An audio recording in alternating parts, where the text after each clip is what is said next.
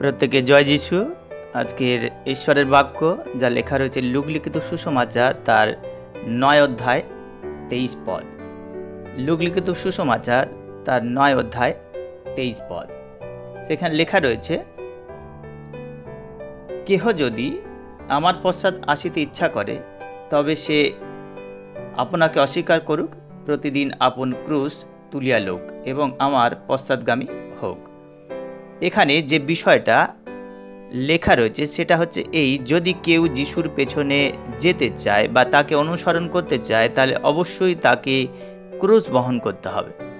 আর যখন এই ক্রুশের কথা আসে তখনই আমাদের সাধারণত যে চিন্তা হয় বা যে ছবি আমাদের সামনে ভেসে ওঠে তা হলো প্রভু যিশু তিনি কাঠের ক্রুশ তিনি বহন করে নিয়ে যাচ্ছেন। সুতরাং আমাদের মনে হতে পারে যে আমাদের তাহলে প্রত্যেক দিন ক্রুশ আমরা কি করে বহন করব। আমরা কি তাহলে একটা কাঠের ক্রুশ বানিয়ে সেটাকে রোজ বইব? না, সেটার অর্থ কিন্তু ওরকম নয়। আর আমরা প্রভু যিশুকে যে ক্রুশ বহন করতে দেখেছি, বাইবেলে লেখা রয়েছে যে যে গাছে যাকে টাঙানো যায় সে সাপগ্রস্ত। তাহলে দেখছি প্রভু যিশু যে ক্রুশ বহন করে নিয়ে যাচ্ছিল সেটা কিন্তু সাপের প্রতীক ছিল।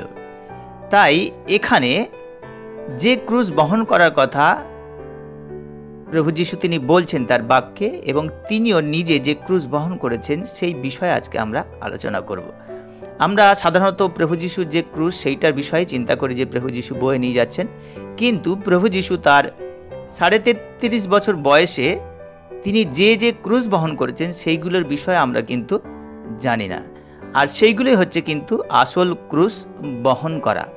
মথি লিখিত সুসমাচার 5 অধ্যায় 11 পদে, যোহন 15 অধ্যায় 20, 2 তিমথেও 3:12 এখানে লেখা রয়েছে যে যদি কেউ যিশুকে এবং তার পথকে অনুসরণ করতে চায় তাহলে তাকে কিন্তু অনেক তাড়নার মধ্যে দিয়ে যেতে হবে।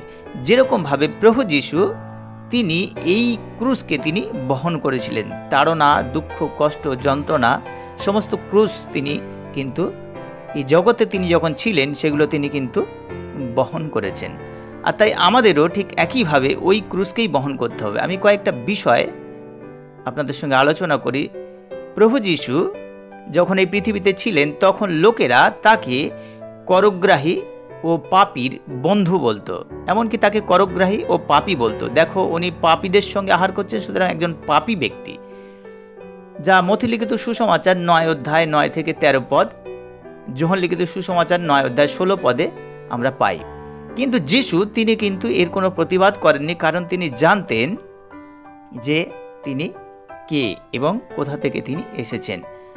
আর শুধু তাই নয়, প্রভু যিশুকে লোকেরা ভূতগ্রস্ত বলতো, যে একজন ভূতগ্রস্ত, এই ভূতগণের অধিপতি দ্বারা ভূত ছাড়ায়। যিশু বলল যে যদি আমি ভূতগণের অধিপতি দ্বারা ভূত ছাড়ি তাহলে তোমাদের সন্তানগণ কাদের দ্বারা ভূত ছাড়ায়? প্রভু যিশু তিনি উত্তর দিয়েছেন, কিন্তু তিনি প্রতিনিয়ত এইগুলো তিনি সহ্য করতেন। শুধু আমরা তাই নয়, আমরা যদি মথি লিখিত সুসমাচার 11 অধ্যায় 19 পদ পড়ি, সেখানে দেখবেন প্রভু যিশুকে বলা হচ্ছে যে একজন মদ্যপায়ী ও পেটুক, লোকেরা তাকে পেটুক বলতো এবং মাতাল বলতো, তবুও তিনি কিন্তু এই ক্রুশকে প্রত্যেক দিন তিনি বহন করতেন, তিনি কিন্তু প্রতিবাদ করতেন না। শুধু তাই নয়, মার্ক লিখিত সুসমাচার 2 অধ্যায় 7 পদ, সেখানে যিশু তিনি নিজেকে ঈশ্বর পুত্র বলতেন। আর তাই লোকেরা, ফরিসিরা, সদ্দুকীরা তাকে বলতো একজন ঈশ্বর নিন্দুক, যে ঈশ্বরের নিন্দা করে, নিজেকে ঈশ্বরের সমান করে। আর সেই জন্যে লোকেরা যিশুকে ঈশ্বর নিন্দুক হিসাবে তারা পরিচয় দিত। শুধু তাই নয়, আমরা যদি মার্ক 3 অধ্যায় 21 পদে পড়ি, সেখানে তার ভাইরা, তার আত্মীয় পরিজনরা তাকে পাগল বলতো এবং বলতো মানসিক রোগী।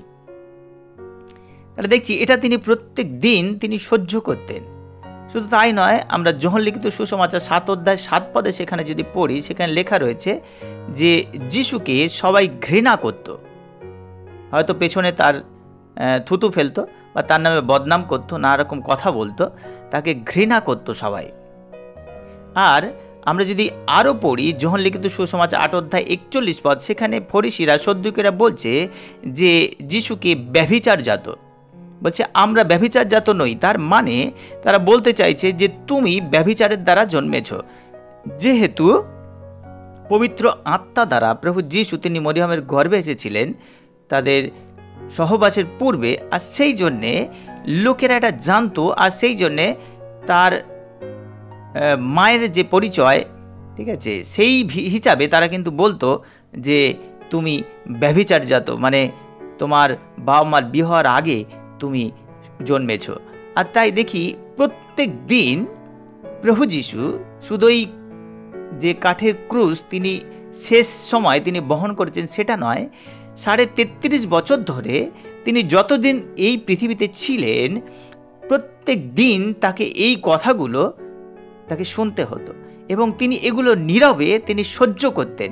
তাকে করগ্রাহী বলা হতো, পাপী বলা হতো, ভূতগ্রস্ত বলা হতো, মদ্যপায়ী বলা হতো, পেটুক বলা হতো, ঈশ্বর নিন্দুক, পাগল, মানসিক রোগী, ঘৃণা করত, ব্যভিচারজাত, এত কিছু প্রত্যেক দিন প্রভু যিশু তিনি সহ্য করতেন। ঠিক একইভাবে প্রভু যিশু তিনি বলছেন যে তোমরাও তোমাদের ক্রুশ প্রতিদিন বহন করো, অর্থাৎ আমাদেরকেও ঠিক একইভাবে এই ক্রুশকে আমাদেরকে বহন করতে হবে। অর্থাৎ যখন আমাদেরকে কেউ বাজে কথা বলে বা নোংরা কথা বলে, যখন আমাদেরকে কেউ পাগল বলে বা মানসিক রোগী বলে, বা আমাদেরকে মদ্যপায়ী বলে, ভূতগ্রস্ত বলে, বা ব্যভিচারজাত বলে, বা কেউ যখন আমাদেরকে ঘৃণা করে, তখন আমাদের রিয়াকশান কি হয়? আমরা কি প্রত্যুত্তর করি, রেগে যাই? আমরা কি তাদেরকে এই জগতের যে সমস্ত কথা, সেই কথা দিয়ে কি আমরা তাদেরকে মানে আঘাত করি? যদি এটা করছি তাহলে আমরা কিন্তু প্রত্যেক দিন আমাদের ক্রুশকে বহন করছি না। আর তাই খ্রিস্টেতে আমার প্রিয়জনেরা, প্রকৃত ক্রুশ বহন করার অর্থ হচ্ছে যিশু যেভাবে সহ্য করেছেন সমস্ত কিছু নীরবে, কারণ তিনি জানতেন তিনি কে, ঠিক একইভাবে আমাদেরকেও প্রত্যেক দিন এই জগতে আমরা যখন যিশুকে অনুসরণ করছি, যেভাবে যিশুকে সবাই ঘৃণা করত, বাইবেলে লেখা রয়েছে যে যত লোক ভক্তিভাবে খ্রিস্ট যিশুতে জীবন ধারণ করতে ইচ্ছা করে সেই সকলের প্রতি তাড়না ঘটিবে। কি তাড়না? এই মানুষেরা আপনাকে বিভিন্ন ধরনের কথা বলবে, যা 2 তিমথেয় 3:12 লেখা রয়েছে। আর তাই খ্রিস্টেতে আমার প্রিয়জনেরা, আসুন আমরা প্রত্যেক দিন আমাদের ক্রুশ বহন করি।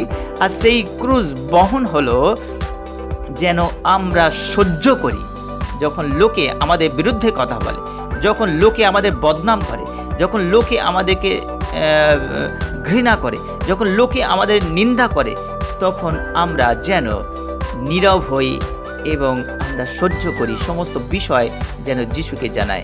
আমি বিশ্বাস করি ক্রুশ বহনের অর্থ আপনারা বুঝতে পেরেছেন।